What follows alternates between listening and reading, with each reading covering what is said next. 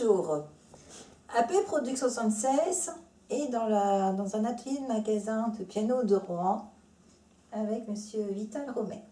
Bonjour. Bonjour. Merci de nous recevoir. Merci. Nous allons parler de votre magasin, de montrer des démonstrations, de votre projet musée, et puis comment ça a été né, tout ça, ce magasin. Entendu. Expliquez-nous. Alors, l'origine, c'est mon grand-père qui a été apprenti chez Pleyel au début du siècle dernier. Et ensuite, il s'est mis accordeur, restaurateur de piano, avenue de Versailles. Et il a créé la Lyre en 1935. Et donc, ça a continué jusqu'en 1962. Parallèlement à ça, en 1950, il a repris une usine, Erburger Schwander, avec l'ancienne machinerie pour la construction des mécaniques de piano. Et ça a duré 12 ans, de 50 à 62. Voilà. Et après, ça a été la débâcle des usines françaises, puisque mon grand-père a essayé d'agrandir l'usine. Il est intervenu auprès du ministre de l'Aménagement intérieur. Il n'y a pas eu les crédits accordés pour qu'il y ait plus de personnel afin d'être plus compétitif par rapport aux anglo-saxons. Donc ça s'est terminé, malheureusement en 71, toutes les usines françaises ont fermé, à part Klein. Voilà. Donc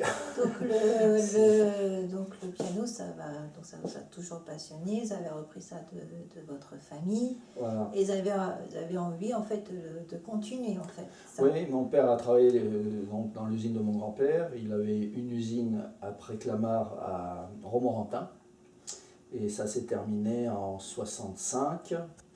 Et mon père a voulu créer avec moi en 87 une société qui s'appelait La Lyre, Piano La Lyre, en souvenir de mon grand-père, qui a duré jusqu'en 2010. Ensuite, je me suis mis à mon compte en tant qu'auto-entrepreneur et puis après entreprise individuelle. D'accord. Donc là, vous êtes sur quelle génération? Combien de générations? Avec ma fille qui reprend mon métier là, depuis 4 ans, on est la 4e génération. D'accord. Alors, nous sommes devant le piano Pleyel. Il est de quel pays? Expliquez-moi un petit peu. Alors, il est français, c'est Ignace Pleyel qui était compositeur aussi et facteur de piano. En 1807, il a fondé son entreprise. Et il y a un grand facteur qui a travaillé pour lui, Jean-Henri Pape, en 1815. Et ce piano est de 1898, c'est un modèle 3 bis, un petit quart de queue, complètement restauré. Quand on parle de restauration complète, on change même le sommier. Comme ça, il est parfait. Et ça, au niveau de la restauration, au niveau du temps, combien de temps il faut attendre pour le restaurer, au niveau du délai? Là, il y a 6 mois de travail. 6 mois de travail. Ouais. Entre l'ébénisterie et la réparation complète du piano. Et on peut dire qu'au bout d'1 an, après, il est stabilisé. D'accord. C'est vraiment commence à être bien. Comme tu métier à tisser alors. Le temps que l'accord tienne comme il faut, les réglages soient parfaits, il y a du rodage. D'accord. Voilà. Vous pouvez nous jouer un petit morceau pour qu'on écoute le son?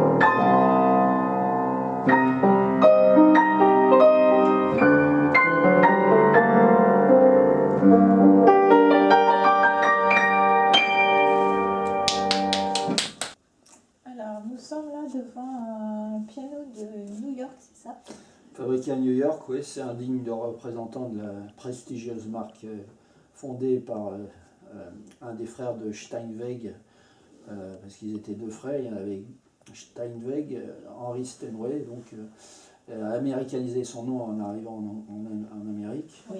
L'autre s'est associé avec Grotrian et ça fait une autre marque qui est toujours prestigieuse, Grotrian Steinweg. Celui-là, il est de 1896 et c'est un modèle B en palissandre de Rio verni au tampon avec une pédale tonale. Il ne fait que 7 octaves. Voilà, c'est un piano vraiment de collection. De collection, donc je suppose qu'il a une très grande valeur financière. Il a une valeur historique surtout. Historique. Bon, c'est estimé dans les 30 000 € quand même. Voilà. Et le même est fabriqué toujours à Hambourg, il vaudrait 110 000. D'accord. En palissandre de Rio, parce que comme c'est un bois rare, il y a un clavier ivoire. En fait. On ne fait plus de clavier ivoire. De vernis tampon, vous pouvez m'expliquer, parce que je n'ai pas compris ce que c'est le vernis tampon. Bah, c'est une matière de rénover le bois d'une façon noble, c'est-à-dire c'est moiré, c'est pas un vernis polyester comme très brillant, très clinquant. C'est à l'ancienne, quoi. Les Stradivarius revernissaient les tables avec des vernis, il avait ses propres vernis, et chacun a ses particularités, hein. C'est pas pareil partout, quoi. Il y a différentes façons de vernir. Donc c'est tout un métier.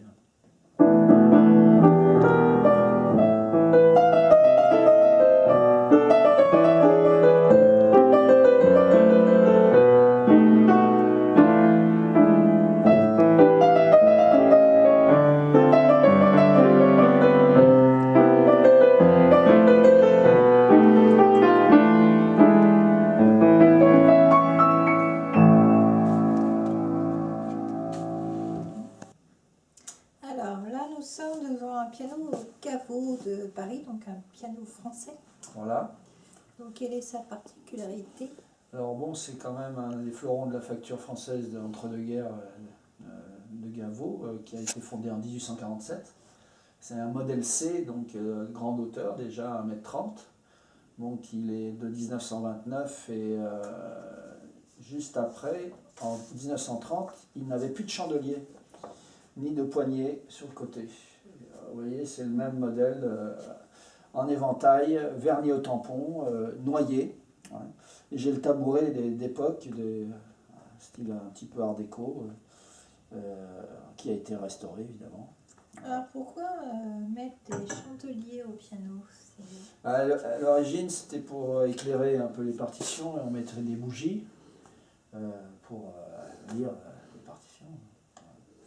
C'est aussi joli. On allumait on quand dit même on dit des flambeaux, des chandeliers. D'accord, on allumait quand même les bougies. Voilà, on les année. Bon, heureusement qu'il y avait des soucoupes parce que ça coulait. Oui, oui. Voilà, et souvent on en retrouve sur les touches des fois, parce que c'est pas très top. Voilà, il est avec un clavier ivoire 88 notes. Ah, voilà. Et il a un son très classique. D'accord. Voilà. On ne cherche pas vraiment la puissance, mais c'est plutôt intimiste comme.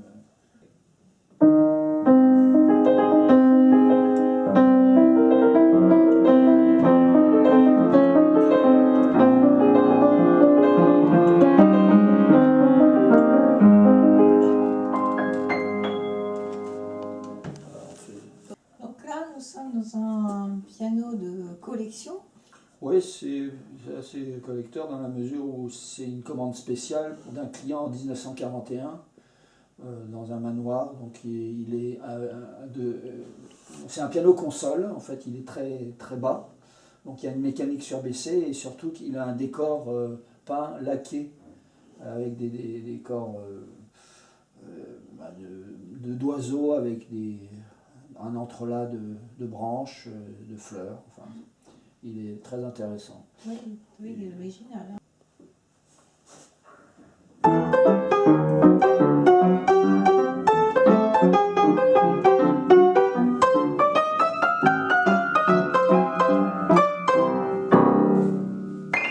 Voilà, on est dans le Charleston là. Donc là, vous avez montré comment. Ouais, c'est une corde qu'on a remontée, une corde de Stéphane Polello. Voilà. On retend la corde.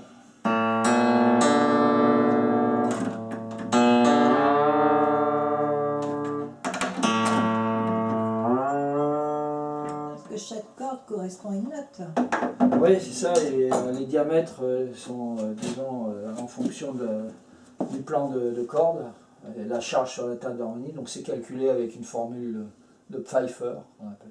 D'accord, donc avec votre oreille Voilà. très je pense qu'elle est super bien développée, votre Voilà. oreille. Enfin là, c'est un calcul de Polello qui optimise, disons, le plan de corde en fonction des pianos d'origine. Et il arrive à bonifier l'instrument selon les époques avec un recalcul mathématique de la charge sur la table d'harmonie, tenant compte de tout, de la forme du cadre, de la hauteur, donc des longueurs vibrantes des cordes, tout ça. Voilà, donc là c'est un piano qui sera mieux qu'à l'origine. D'accord. Ouais. Donc au niveau du son, il sera meilleur. Là. Ouais, voilà. C'est un plus, ça vaut quand même le coup. Quoi. Ouais. Tout en respectant l'originalité de l'instrument. D'accord, on voit qu'il y a encore des travaux à faire parce que tout n'est pas encore fini. C'est oui, là, début, là. On est juste au début, oui. Ouais. Après, il y a des cordes en fer doux, justement. Donc, je suppose qu'il va y avoir des mois de travail. Là, il y a un mois de travail. Un mois, d'accord, je pense. En tenant compte de tout, avec le réglage après, de la mécanique, qu'on a terminé déjà. D'accord. Il n'y a plus qu'à assembler tout et puis faire les réglages. D'accord, et là ça va partir pour un client? Non, là on le destine à la vente. C'est un beau piano, donc Mittag, c'était un élève de Blutner. Et il est en loupe de noyer. Verni, donc c'est une belle pièce. 1,30 m de haut. 1,30 m. Voilà, c'était bien fabriqué. D'accord, ben, on vous remercie. Merci.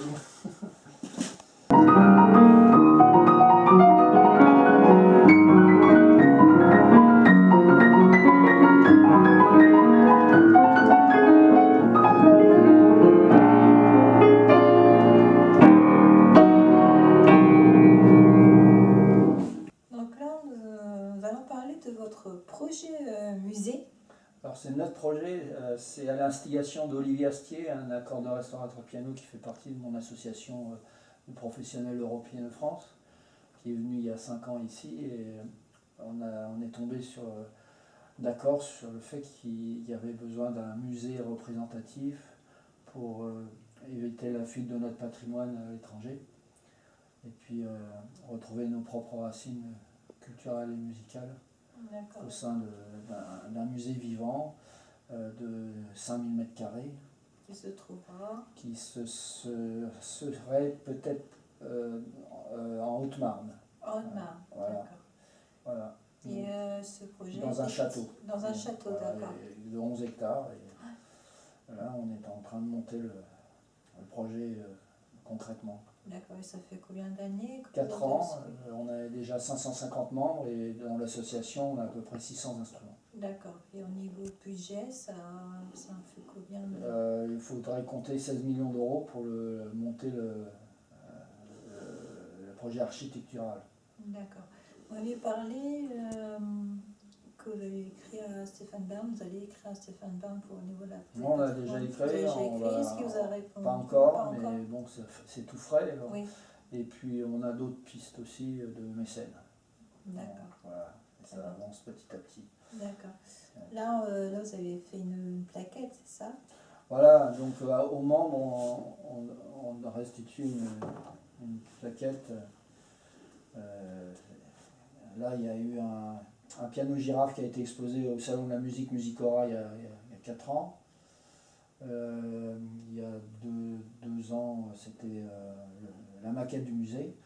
L'année dernière, c'était un piano aquarium automatisé qui a eu beaucoup de succès, que Olivier Astier a fait. Et il est venu exprès de Lyon le monter, on l'a déménagé, c'est tout un exploit. Et voilà, donc on avance avec conviction et optimisme. Voilà. D'accord, ben, on vous remercie. Donc, P Product 76 vous remercie de votre accueil, de toutes ces présentations-là. Et puis nous allons finir en musique. C'est gentil, merci de votre professionnalisme et puis d'être venu nous voir. À bientôt. À bientôt. Au revoir. Au revoir.